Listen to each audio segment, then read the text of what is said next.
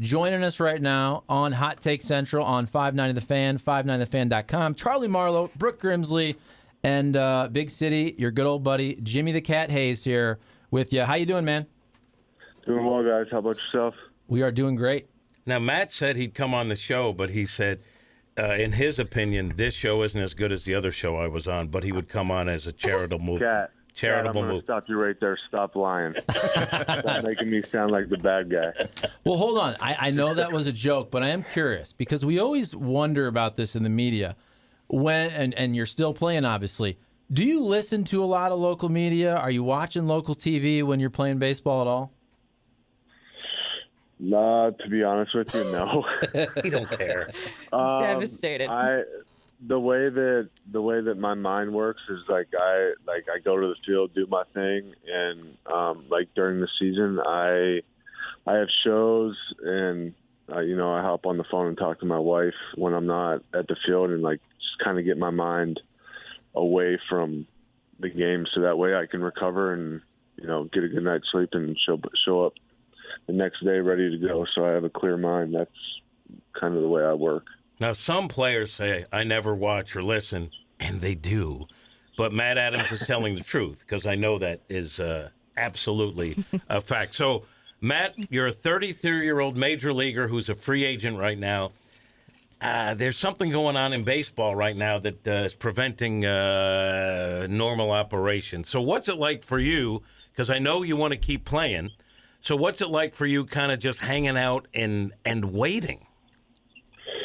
Yeah, I mean, it's, I'm going through, every day I'm getting my work in, whether it's, my workouts, baseball stuff, recovery. I'm on top of all that. I'm just, I'm carrying my off-season work a little bit longer than what it has been in the past. So I think we're all in uncharted waters right now, and especially the free agents not knowing really when things are going to pick up, when things are going to take off and whatnot. But if you buy into all the noise and whatnot, it's going to limit you and cause you not to get your work in, and that's not what I want to do. So I try to eliminate the noise and just keep my head down and keep working towards that goal of being ready when the bell rings and ready to go for the 2022 season. Matt, this is Brooke Grimsley here. I kind of met you once whenever I first came here to St. Louis, so nice seeing you again, I guess talking to you again here on the radio. First of all, Absolutely. Are those birds chirping in the background? It sounds majestic wherever you are. I am. I'm on my back patio off of our bedroom of our house. So nice. We have our kitchen. We just moved into a new house, so our kitchen's getting remodeled and cabinets went in. So the countertop people are here right now, so it's a little too loud to be in the house right now. So I'm outside. Well, second question for you too. I know that you said that you're kind of blocking out the noise and stuff, but is it kind of communication with an agent right now, or just talking to other players of who are in the same situation as you of, okay, how do we handle this? What do we need to do? How do you stay kind of in the know of, I know that you're staying prepared. I saw on your Instagram that you're obviously, practicing in Baldwin and stuff like that right now, but how do you kind of stay prepared for that next step? Yeah, you touched on it. I think it's, I would say on average, I talk to my agent every other day about kind of what's going on, what's being talked about, what's being said. But I guess there's a handful of guys that I've talked to, but we all say the same thing. We want to keep working, and our agents will let us know when it's go time and when we're able to start talking to teams and try to get a landing spot for the season and go from there. But it's definitely a tough position to be in, but got to make the most of it for sure. We're talking with Matt Adams, Big City, here on Hot Take Central on 590 The Fan and 590thefan.com. Matt, do you know if there's a plan? I feel like back in 95, coming off that work stoppage, that they had a separate spring training for free agents just because there were so many, and I'm guessing the same thing's going to happen whenever, hopefully, they end this lockout. There'll be a bunch of guys like yourself. Do you think there'll be a separate spring training site for guys to get work in while they're trying to find landing spots? I'm not sure. I do know that I'm not sure exactly if it's up and rolling right now, but I do know that there was talks about, you know, a site out in Arizona and possibly a site in Florida about where you're able to go train. This is like for guys on the 40-man major league free agents, a secure site where, you know, it's staffed and guys can go get their work in, whether it's defensive work, BP, just, you know, being around the group of guys all working towards the same goal. So not exactly sure if there's going to be a separate site for spring training per se, but I do know that there's talks of training sites for guys to go get their work in while the lockout's going on. Little known fact that Matt's beautiful new home, he had me come over and advise him on interior design because he said he wanted tray ceilings, open floor plan, and a good space for entertaining. So I helped him with that. And I got to tell you, Matt, it was my pleasure. But locally, I appreciate that, Kevin. Yeah. I have a flair for it. You do. But locally, though, how difficult, like, you know, as a hitter, facing pitching, facing live pitching is I think the most important thing of staying sharp. And I would imagine unless their camps, you know, opened up for guys who are potential free agents, or you do cluster with other major leaguers who are around, it's a difficult thing to try to stay as sharp as you possibly could. Yeah, absolutely. I do know I'm actually going to face live, get live ABs here in about an hour at Maryville. There's a group of like guys that were high-level minor leaguers, 40-man guys. There's still like 5 or 6 of them around the area. So going to face those guys here in about an hour. So that's a group that I'm kind of working out with now, staying ready in that regards. And then, I think during the COVID year, there was a big thing with virtual reality that when reality came on the scene and, you can put the goggles on and face any big league pitcher. So I got that at the house. So I've been doing that, trying to, just keep my eyesight, tracking the ball, recognizing pitches, doing that kind of stuff, doing everything that I can to stay ready for whenever we can get back out on the field. I saw that reality-based goggle setup at a baseball trade show setup at the winter meetings like a few years ago. I know it's gotten better and better, and more people are using it. Does that work? I mean, as a guy who's had many successful years as a major leaguer, is it comparable, and does that help you? Yeah, I think it's pretty crazy. It's pretty lifelike. I mean, it's obviously not the same of standing in the batter's box and actually facing a guy in the game, but they've done a really good job with it and made it as real as possible. And I think now they've made an update to where you can attach the sensor to your bat and actually make contact, take live at bats and really see. You can make contact. You can see a single, double, homer, out. Straight, you take an actual live at bat, which is pretty cool. We're talking with Matt Adams. Matt, how do you feel about the DH? Obviously, in your career, you played a ton of first base, even a little bit of outfield. A guy who, you're a free agent right now, but do you feel like the DH opens up some more spots for a guy like you and other players to keep playing maybe even longer? And I'm wondering if you came up as maybe a National League guy, has your opinion kind of changed when you have this new rule coming in this year? Yeah, some National League guys may hate me for saying this, but I absolutely love it. I just think I think you look back on the 2020 year with COVID, the shortened season. They did it there, and I know the players loved it. I want to believe that the owners in Major League Baseball liked it as well. I think the games were a little bit more entertaining. But I do know that guys like Wainwright, those kind of pitchers that can handle the bat and put together some good ABs up there, they're not going to be too happy. But I think I just think it opens up 15 more spots for guys to land jobs, and like you guys said, it helps the older veteran guys that kind of play 1 to 2 positions. Now it opens up maybe a third position for them with the DH, and kind of helps them prolong their career. So I'm all for it. Matt, early on the show, we were talking about your home run against Clayton Kershaw in the 2014 Divisional Series. What are some of your favorite memories as a Cardinal? I mean, that one for sure.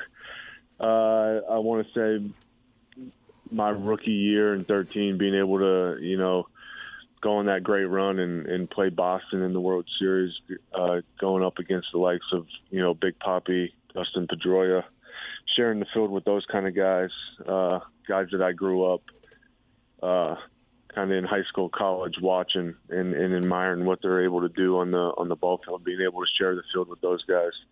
It's amazing. And, the news, I think it was yesterday with Holly being a nominee for the Cardinals Hall of Fame. It just looks back. It makes me look back on, how blessed I am to be able to put the Cardinals jersey on and play with guys like that really shaped me to be a true professional and really teach me how to go about my business in the game of Major League Baseball. Those are the things that I look back and I'm super grateful for. A little hurtful, because I would have thought you'd say coming on the pregame show 49 times would have been like one of your highlights and great memories to savor over the every years. Every time I came on the pregame show, you always had a cupcake for me. Now, you know that I'm trying to lose the weight and all that, and you're trying to feed me cupcakes before the game. You look that great. Slows me down. Yeah, You're a bad influence on him. I talk about this a little bit. And it is true. You might be mad at me for bringing it up on the air, but the narrative used to be on Matt Holliday before he left. Okay, and now that he's retired, was that he's lead by example. He doesn't say much in the clubhouse, and I was always like, that's not true. He doesn't shut up. Like, the young guys are scared of him. And I once said to you, if you recall, I was like, you were like, because you and Gritchick used to say, hey, can we do the interview over there so Holliday doesn't see us? And if you remember that, and I said to you, I said, you're a big guy. I go, just tell him to mind his own business. And you said, he'd kill me, right? Talk about Holliday as a leader in the clubhouse and shatter the fact that he was lead by example and didn't say much, because that was nonsense. Yeah, he, I mean, like you said, as a young guy, like you step in the clubhouse and, I mean, see this big dude who has had a great career trying to, like, teach the young guys. It's intimidating for sure, but you go up there and approach him and get to know him a little bit, and he's just this gentle giant. He's got a big heart, loves the game, loves being around his teammates, and he's very like you said, Kat. He says if he sees a guy step out of line, he's gonna stand in there, open his mouth, and tell him, put him back in line. But on the other side of it, he's gonna praise you for, doing the right thing. You have a good at bat, you come into the dugout, you may not get a hit, but you do something productive for the team. He's gonna slap you on the butt and tell you, great job, and keep on going. So I think he does lead by example and not say too much on the field, but in the clubhouse, he's just a great leader. He knows how to go about things, and he knows, when to have fun, but also when to shut up and get to work. Now, Matt, those were great words there, but we also have Matt Holliday on the show every Monday, so we're looking for some dirt as well, and nobody will give it to us. Travis Ford, their best friends, can't say anything negative. All we want is just give me a story, give me something that we can play for Matt Holliday that will just maybe embarrass him even 2%. Do you have anything for us? Yeah, I think you're gonna have a hard time finding dirt on that guy. That guy is he's just a humble guy, comes from a great family, and just loves loves everybody, and I don't think you're going to find anything bad about that guy. Okay, maybe not dirt, but at least maybe like a funny story to throw at him. Anything? No. That's awesome. Honestly, I've in the clubhouse when he's not around. I know Moreno probably has some good stories of Holly, but like Jim said, I tried to stay out of that guy's way whenever I was in the clubhouse. Even Wayno's not going to say it on a radio show. Like, he might tell you away from the mic. Well, listen, Matt, we just want to say thanks for coming on. We hope this baseball labor dispute ends. We hope you have a good landing spot. Maybe, in a Cardinal uniform would be pretty cool, but we're rooting for you. One thing before you go, like, we like to call guys that we like friend of the show, and we'd like to have you on, every once in a while. I don't know how enjoyable it was for you. Can we call you a friend of the show? And can we call you to come on again? Yeah, my phone line's always open, and I love doing this kind of stuff, especially with you guys. You guys are easy to talk to. You're fun. You keep it light, and those are the kind of things I like doing. So hit me up anytime. Nice. City, you're the best. Love it. All right, we'll be in touch. Thanks, buddy. All right, thanks, guys. See you. Thanks, Matt. Matt Adams, Big City. Good dude. Good stuff right there. But I knew, and I know you asked him because you knew that he was going to say, but I'm not kidding you. Actually, no. There's got to be something funny, right? There's gotta that's be what a I was saying. clubhouse Maybe story not somewhere. like dirt, but just something funny. You don't, think about this. Matt Adams is what, 6'3", 240. He's a giant guy, right? And I said to him, look, you can do interviews where you want to do. And he said, I want to do in Holliday. I go, just tell him, step off. And he's like, he'll kill me. I'm not doing that. So you're not going to get guys like that to say anything that could get back to Holliday unless Moreno does it to be funny or one of the, longtime veterans. But Holliday not only has that respect, but I don't think people want to get on his wrong side. Here's where our guy Kyle on the text line, 855-282-8255, he says, if you guys are looking for an embarrassing story for Matt Holliday, then you should get his brother on. I bet he'd have some great stories. That's a good idea. Head coach of Oklahoma State But baseball. here's the thing, Holliday is our only good segment. You always say the best segment. I'm going to be honest. It's our only good segment. And I don't want to tick him off where, hey, his brother said some dirt and it was funny, but now we lost the only good part of our show. It's risk versus reward. No, this isn't real dirt. Yeah, a funny it's just story of them fun. growing up. I know, but I still don't want to cross that line because I'm afraid of him too. That's fair. Absolutely. Good stuff there. Matt Adams, Big City, joining us on Hot Take Central on 590 The Fan, 590thefan.com. Charlie Marlowe, Jim Hayes, Brooke Grimsley, filling in for Cam Jansen, who is about ready to take off to the New York City area for a weekend of Blues hockey autograph signings. We got Nate Lucas, Seth Close. Do you want to get back to the masks? Yeah, I'd like to hear what these guys. Why don't we take a little break? Why don't we take a little break Good leadership, Nate. and then come back and finish out the show? How do you feel about that, Charlie? All good. Good leadership. Only Nate. because this segment was great with Matt Adams. I feel like if we muddy the waters with some political talk, if people are downloading this specific segment 5 from 590thefan.com, we don't want to irk them at the end. That would be really funny to see, though, too, where it's just like, okay, let me go look to see what they talked about today. Okay, this segment says Matt Adams and mask? What's going on here? But we do that. We have no train of thought that has any sort of logic The to toughest it. job is honestly having to write the little blurb for the You pod. do a good job, though. Do I? They are. Yeah, because it's all over the place. If we're being honest, though, I do, because you kind of read it and you get the sense, oh, these guys don't know what they're doing, which is what I think we want to portray. But I would throw a picture in there if you can. Anytime you tweet that out, it just you is mean on Twitter? Yeah. Oh. I read it, and it's kind of funny.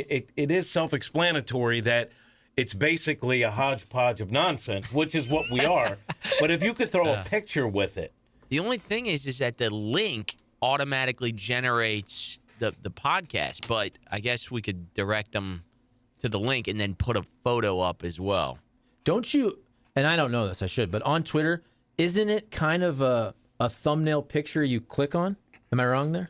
Correct. And that's what plays the podcast player. So you probably can't add a picture, I'm guessing. In the same way, I just found this out this week, that you can't actually have a picture in the same tweet as a poll, which I feel like doesn't make sense. Because I wanted to have the poll about Seth, clean-shaven versus Seth, beard and mustache. By the way, we asked Brooke earlier, and Brooke said clean shaven, correct? In terms of Yes. I did. And it varies for different people is what my whole thing was. Because I said, okay, you look at Dallas Keuchel, literally the beard changed his life, right?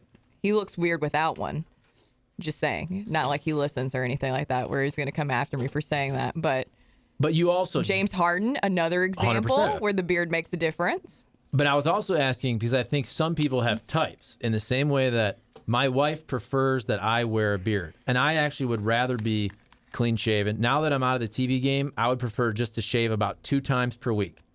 But she likes the beard. So are you somebody who usually says, hey, I like the beard? Because that whole Nashville thing, I feel like a lot of those dudes have that kind of Scruffy it is the Dallas Keuchel beard. It's almost like that I don't know what you call it. Well, you call it that Gangly? lumbersexual, right? You got the flannels. That's the thing. I'm telling you. Sexual. That's the thing. What? It is. Look it up. It's like I don't the want to dude- look it up, it's Charlie. like the dude- I don't want to look but it it's up. the dude Hey, you that might wears. see something you're not intending Yeah, exactly. to say. That's what I'm saying. But hold on. How do I explain this? No, to you can people? Google this. It's that whole. I'm not going to Google But it. you know the whole thing about like starter kits. Yeah. Okay, so the lumbersexual would be a dude who drinks IPAs. He wears flannel shirts. He's got the boots, but he's Okay. got the very well coiffed long beard. Yeah. So much for going Where to like you had to break. go to a salon. Good point on that. All right, Oh yeah, that thing. Hey, actually, I could ask Charlie a baseball question quickly let's do it. about there's a lot of talk going around about how some owners are not for raising the luxury tax threshold by 10 mil. Mm-hmm. Can you explain that? I don't really get it. So I saw that was what I believe.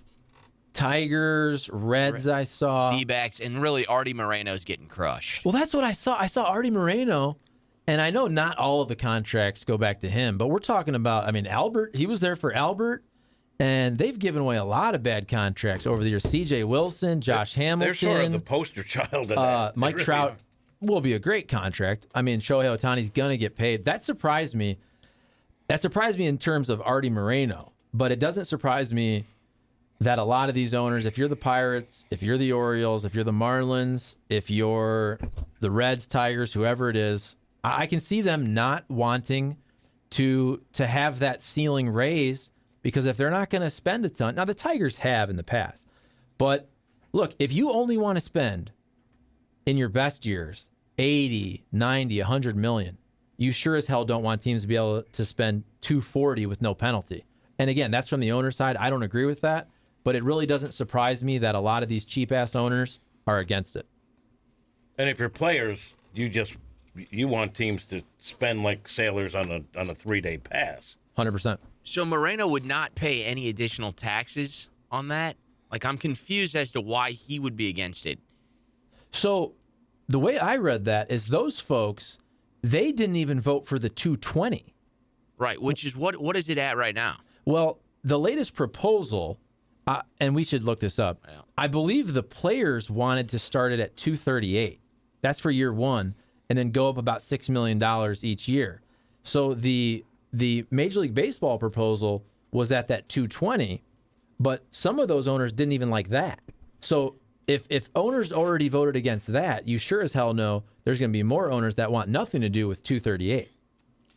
I'm so confused because I would think that Artie Moreno wants to pay as little amount in taxes and spend the most.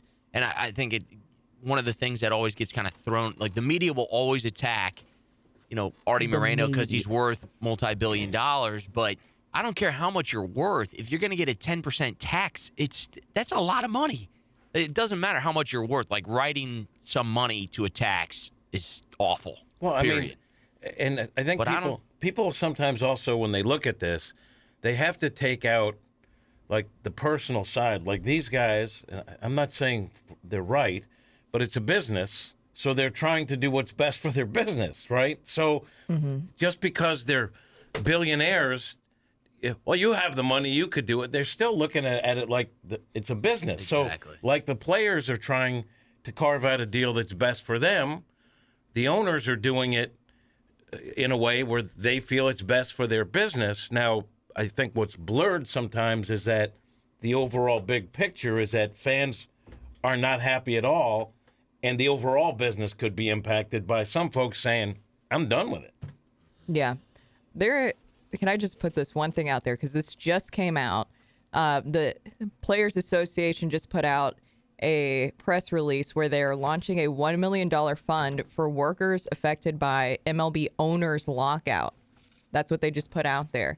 I find that interesting, and it's also terrifying to me because, look, I know that they already canceled some regular season games, but this almost signals to me that this is saying, you guys better buckle up. This is going to take a while, and we're preparing for this to affect stadium workers, all the people who are kind of affected by that, that their livelihoods depend on working these games or different things like that. Yeah, they're the victims that never get any publicity, and there's tons of people. People forget a lot about that. I think things like that, Brooke, I said this, I don't believe anything I see anymore is real. I think it's by design.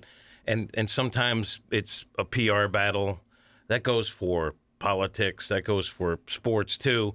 You put it out there, you get more sympathy on your side. I'm not saying their heart's not in the right place, but to do it out publicly. But one of the things I think is good is that there's still informal meetings between union head negotiator, owner, head negotiator.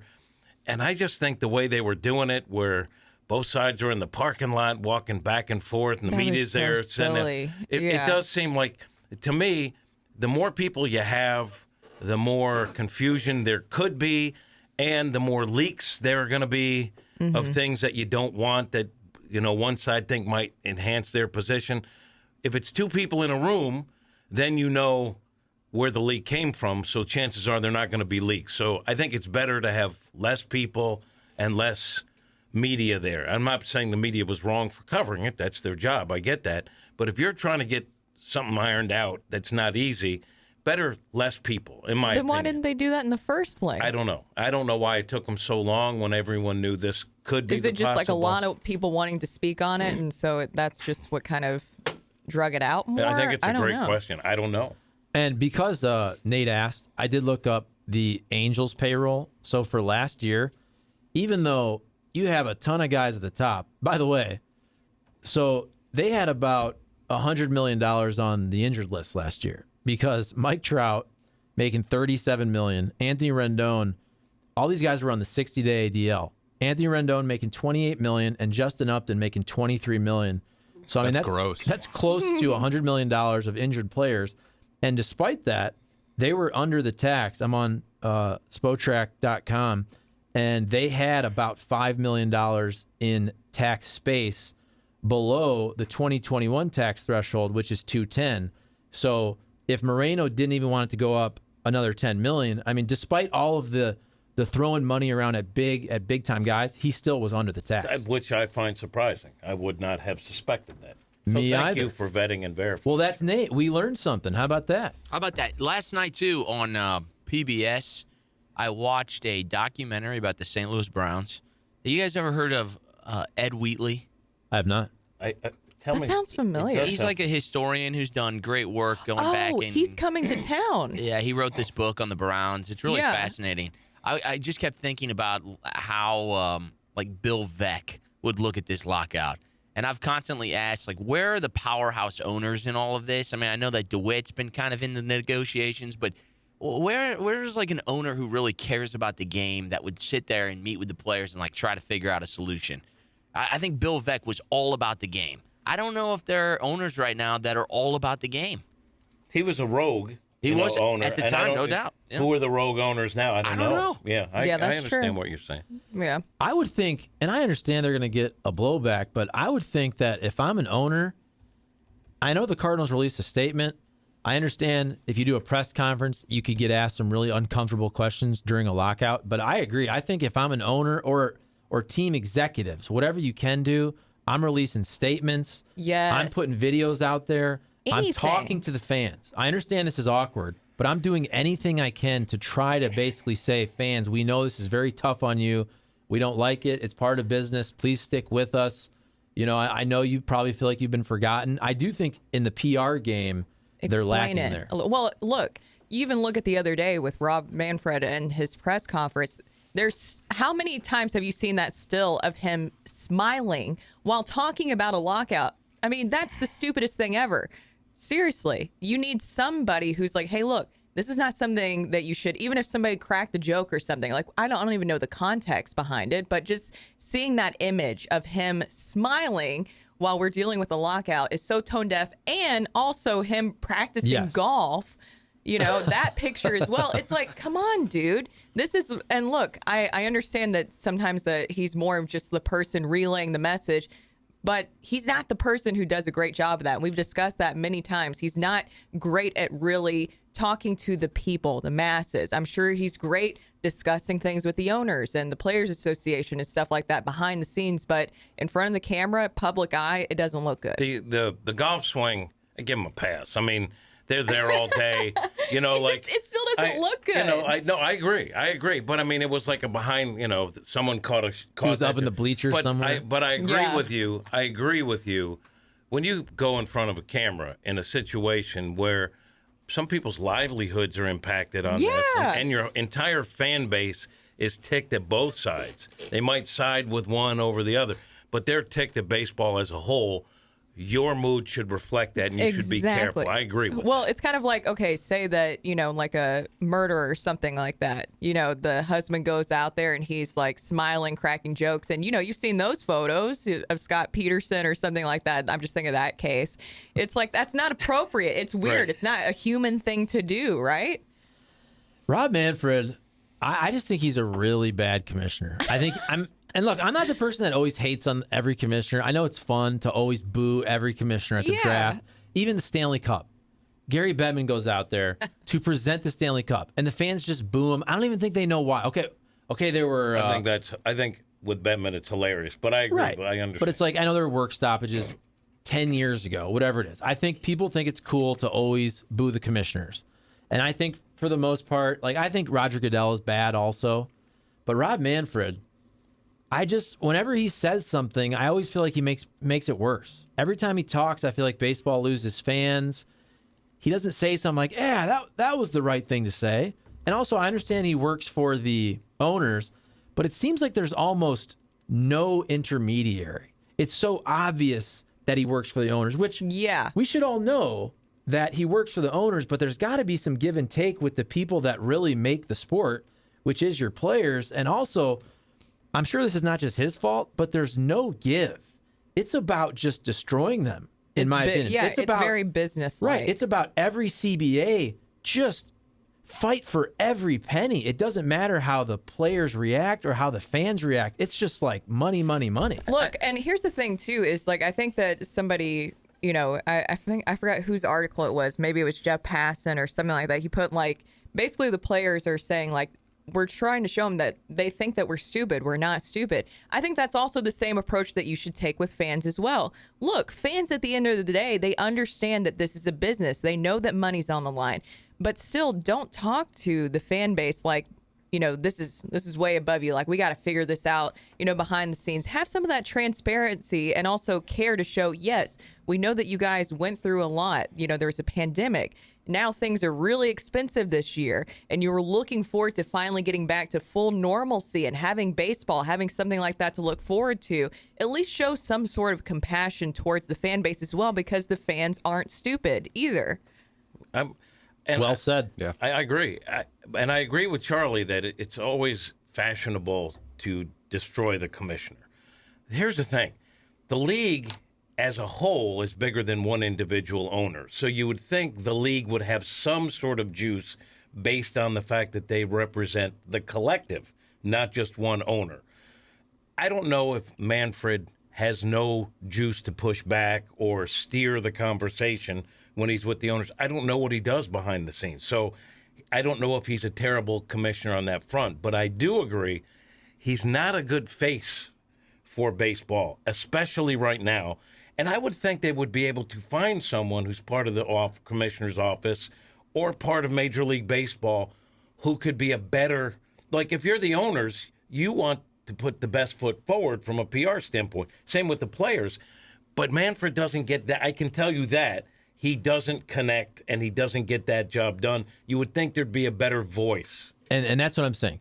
I don't care if you don't like hockey or the NBA. And really, I don't care how you feel about either commissioner, but it's obvious when you watch them that Adam Silver and Gary Bettman, in my opinion, have more respect from their players. You don't see as many players ripping them in interviews on social media, whereas Goodell and Manfred, I feel like all the time players are going after those guys. So Yeah. I don't know the exact reasons. I just, from kind of a long-term view, it sure seems like the players in hockey and basketball respect their commissioner more and don't, at least, even if they feel negatively, they don't say it as much in public. Whereas baseball and football, those guys are always ripping on the commissioner. They're always tweeting about it. You. I think what you touched on earlier is a great point.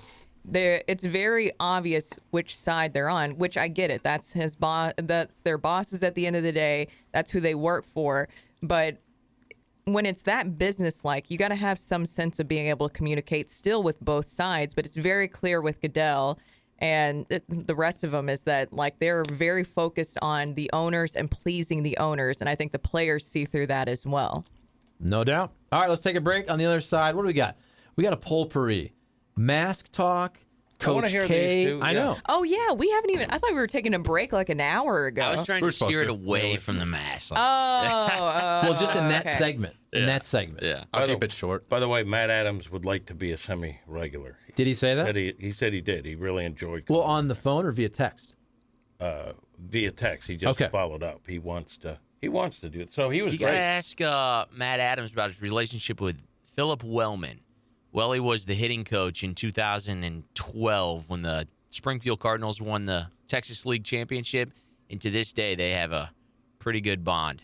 And Welly he's a good man in the game of baseball. He's now the Sod Poodles manager, which What? is the AA affiliate What? in Amarillo. I know- Sod Poodles? The Sod Poodles. That's yeah. cute. Clump's friend from North Texas, University of North Texas, was the play-by-play announcer for the Sod Poodles. The That's how I know Sod Poodles. Sam Poodles. Levitt.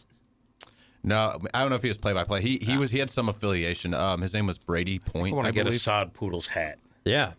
Yeah. Sounds pretty good. Big marketing. That's minor league baseball. That's No. Bill Veeck, man. That's all marketing. It's all marketing. And that's why people say, why do they have that crazy name? Because it differentiates. I mean, people are going to be like, I want that hat. Well, yeah, it's like this. Yeah. What is it? The Savannah Bananas. Bananas. They're so funny. Like you see, they'll dress up. They wear costumes. Like they're so great at promoting that team. They're a little over the top. in I my love opinion. it. You have to respect it in some ways. The players seem to have fun. Yeah. Yeah. I just looked up the craziest names. There was another one that came about recently. You have the Binghamton Rumble Ponies. The Rumble. Toledo I will Mudhens say up there? this doesn't have anything to do with baseball, but the craziest mascot I've ever encountered was the Ozark Hillbillies in Arkansas. So they quite literally had a hillbilly mascot. And it was a guy that would come to the football games. Every time they got a touchdown, he would shoot out of the gun. It was Love that. incredible. I loved it. They just embraced it. And he wasn't even the mascot. He was just a random guy, and they just He kind of might turned have him into the been. mascot. He was there anyway. But yeah, they were, I do this they were anyway. the Ozark Hillbillies. And then if you actually like Google, like they made like a little, like cartoon, and he's like jacked. It's really good.